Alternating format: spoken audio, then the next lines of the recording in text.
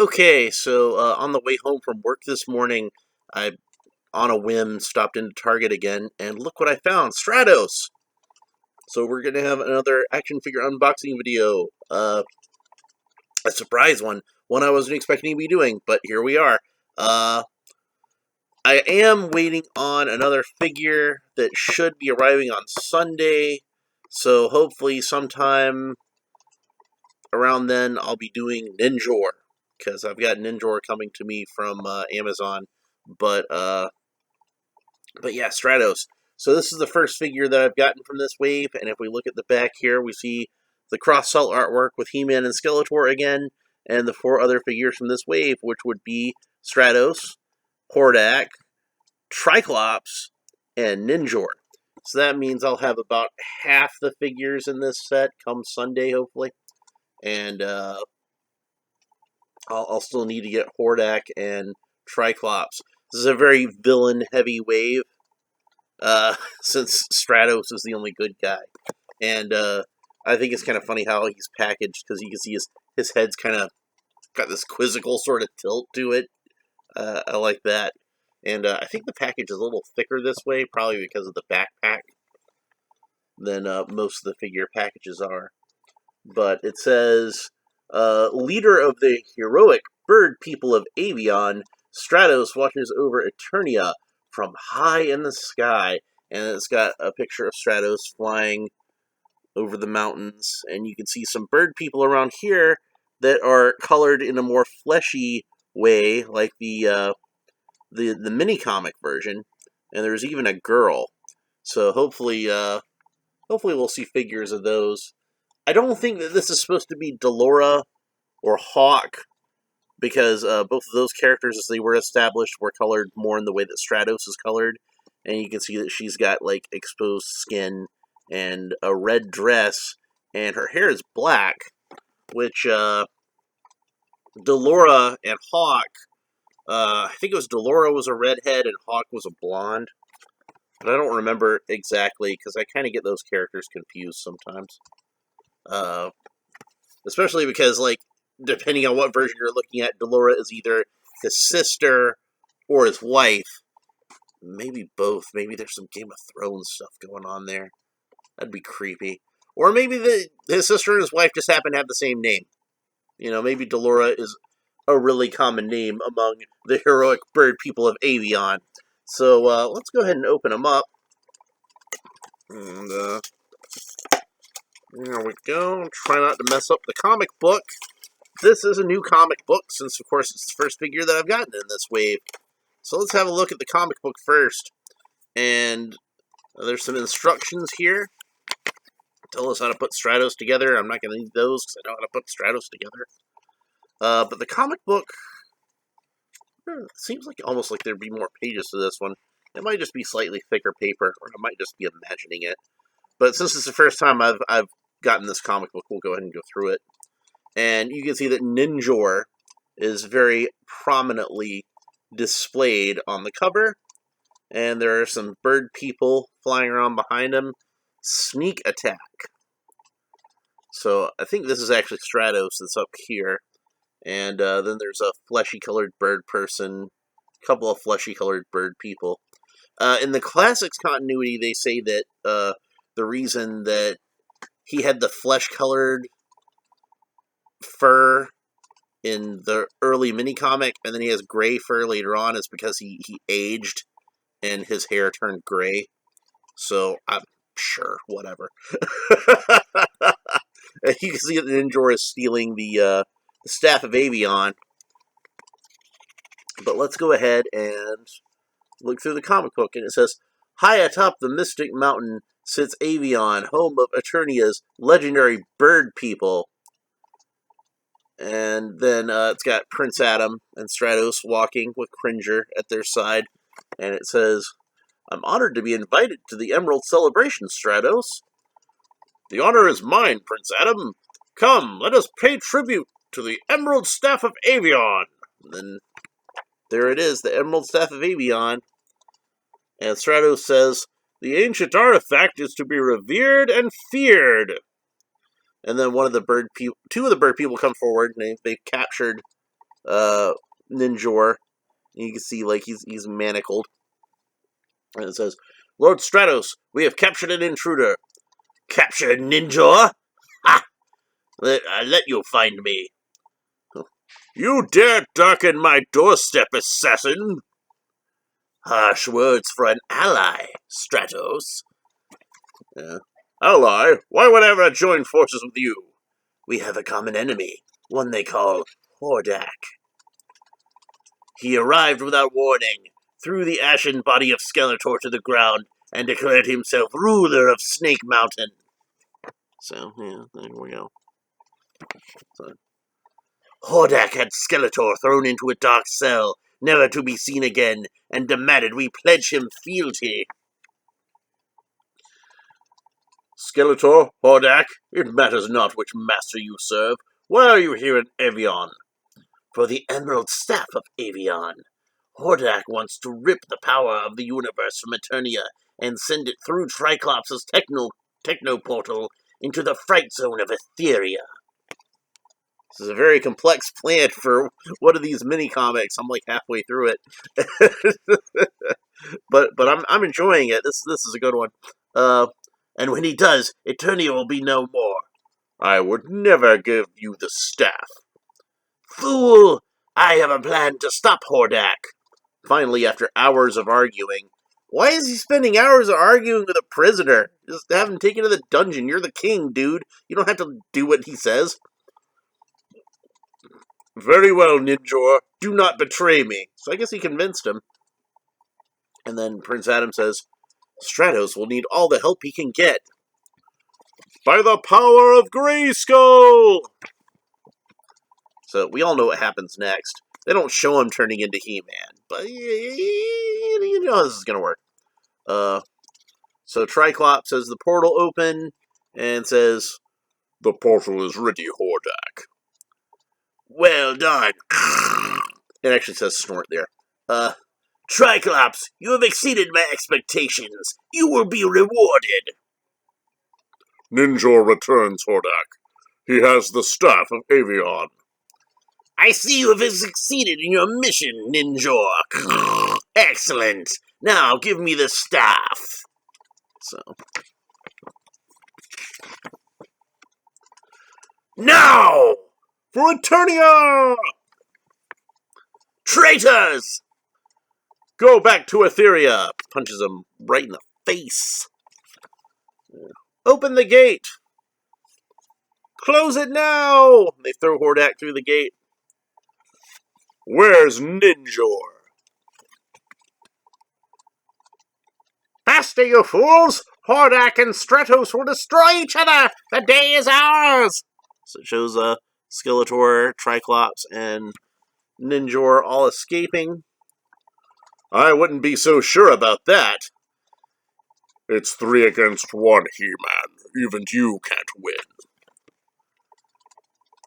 I knew you couldn't be trusted, Ninjor. And then Stratos flies down and takes the staff. And Skeletor was like, get me out of here! Eternia is in your debt, Stratos. And Avion is in yours, He-Man. And that's the end. So it does end kind of abruptly. But unfortunately, these mini comics don't have as many pages as the old ones. But I feel like they crammed a little more story into this one than they're usually able to. So this is probably one of the better mini comics that I've read so far. So if anybody from Mattel is watching, go ahead and put more pages into those, man. It couldn't hurt you to like add one more leaf to it, and that would give you 4 more pages, and you could have a little bit more complexity to your mini comics, and that's a good thing. So yeah, I got Stratos out of the package. Now we just got to get him out of the tray. And you know what that means? Time for my handy-dandy X-Acto knife so that I can cut the damnable rubber bands that hold him in this plastic prison. Like he's Magneto or something. There's the wings. We're going to set those aside for a second. And let's go ahead and get Stratos out of the package. So my friend Bobby Blank, if he's watching, hi Bob, has a theory that the older Stratos figure wasn't necessarily something that kids bought, and it was something that kids were issued, because every kid had Stratos, and he was ubiquitous. But this is the first time I've seen Stratos on the shelves, So out of the new line. So I'm glad to have him. And his head has a little bit more of like a bucket shape to it than I remember the vintage figure as having. And probably part of that is because of the way that the neck is jointed versus the older figure. But it also reminds me a lot of how he was drawn on the Filmation cartoons, so that's a good thing. Let's go ahead and set him down for a second so we can open up the wings, which of course are taped into a plastic bag. Thankfully, they don't seem to be taped in there too tightly, so I don't think they're going to be warped or anything like that. And the wings are a surprisingly firm plastic, which makes me happy because I was worried that they would make them out of the somewhat rubbery plastic that they've been making the harnesses and things out of. And then I thought they wouldn't clip to his wrists very well, but no, they seem to have a bit of a firmness to them. So I think they should clip on just fine. There we go. And that's what they look like when they're clipped to the arm. They don't have the shoulder strap that the older ones had, probably because there's a joint there, so you can't really strap it to the bicep and also have it clamped onto the wrist. Also, another thing that's cool about this, I think, is that I'd seen somebody do this in one of my Facebook groups, is if you want to, you can have them clipped on in the reverse way, which kind of is how the wings flip down in the 2000X toy and cartoon. So you can put them onto the other wrist and have them flip down like that, and that extends his wings. And plus, he could also use them as both an offensive weapon and as somewhat of a shield to defend himself. So that's kind of neat. I don't know if it was designed to be that way, but it can certainly be used that way, and that's nice. But for now, let's go ahead and take the wings off of those arms and put them on as they were intended to be placed on. And it looks like they fit comfortably right above his wristband. There we go. And for those of you who don't remember the old mini comics, in the earliest ones, Stratos was often shown as shooting ray blasts out of his hands, and so was Beastman. And I like to imagine that they would have shot out of this particular thing on the wrist, which would have been like some sort of like wrist laser kind of thing. And the backpack seems a little bit smaller than the original one, but I don't have the original one on hand to compare right now. But and you can see that they went with the blue wings and red backpack, which, if you had the original Stratos figure that was from the vintage era, you could have one with red wings and a blue backpack, or blue wings and a red backpack. It varied. And there's an interesting reason as to why that is because when they were making the vintage toy, they had the backpack and the wings on the same mold. So they would actually run off red wings and red backpacks and blue wings and blue backpacks at the same time, and just put the opposite colors together. So you'd put the blue with the red and the red with the blue, and that's why there were two different versions of Stratos. Now, in this one, it seems like there's only one version of Stratos, and that kind of makes sense because, like I noted, this is that sort of softer, rubbery plastic, like the harnesses have been so far in this line, and then this is more of a firm sort of nylon type of plastic. So obviously they're not even the same type of plastic, so they're not being run out of the mold at the same time.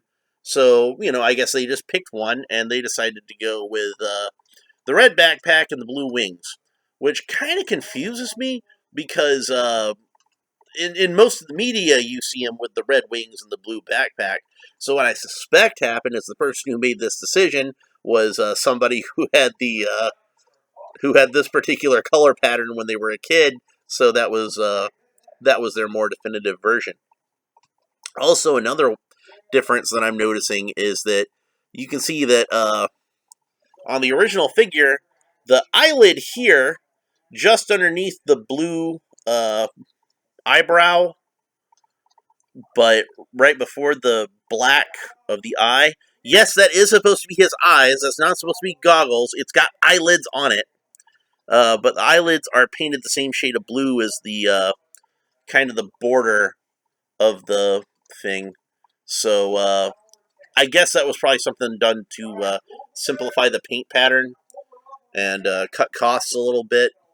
Even though they've got gray paint on there because of his beard, obviously, so they could have just run that out of the same stencil or whatever they use. But I guess it was maybe just a little cheaper to cut the corners there and just paint the whole thing blue. It doesn't really matter, I guess, that much because I think most people would probably just not notice. But I could probably repaint it myself if I really wanted to. And then the one thing that bugs me about this figure is the same thing that bugged me about Beastman, which is he's got these weird sock feet instead of having, feet with toes on them, which is what he really ought to have. Like if you look at the original toy, the feet are molded with toes. It's just not that visible because I guess like the molding process was like, at that time wasn't quite as up to snuff with a lot of the details and things like that. So they're just kind of like lightly scored in there. I'm guessing maybe like the individual toes wouldn't have come out so well in a 1980s kind of mold. But this is the 21st century now. It's like 40 years after those figures came out, and we've had figures that have had toes since then, and there's no reason that this couldn't have been done. So I'm hoping at some point we'll get a newer version of Stratos and a newer version of Beastman. Well, they'll have toes on their feet like they ought to have, but we'll just have to wait and see. So I'm really happy to have Stratos because now between He-Man, Skeletor, uh, Man at Arms, Beastman, Teela, Zodak, and Merman, we now have all of the first wave of Masters of the Universe figures, all the ones that came out in that first year. And once we get, because I know, even though I haven't seen him yet, Ram Man is technically out. And if this guy's out, that means Triclops is out. So that means once we get Faker, we'll have had all of the first 2 years of Masters of the Universe. So this is one I was really excited to get for that reason mainly, so that I could have the whole first wave represented, and that makes me really happy. Maybe he's not the coolest character in that wave. Maybe you prefer Ninjor or Triclops or Hordak. I know Triclops is one of my personal favorite characters. I even made a custom of Triclops, which maybe I'll do a video about that before the new one comes out, or before I get the new one. But I'm glad to have Stratos as part of the collection, and he looks really nice. Again, the colors are a bit brighter than the original figure was, and his skin tone looks a little more pale. A little more pale than Caucasian flesh usually is in this line.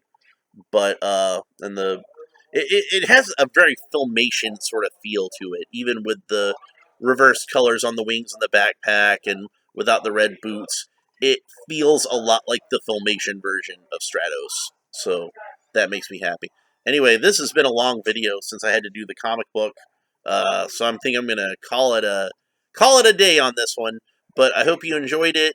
Uh, if you did, like, subscribe, all the standard YouTube stuff if you want to see me talk about more action figures. And that's pretty much it. We'll talk to you next time. Bye.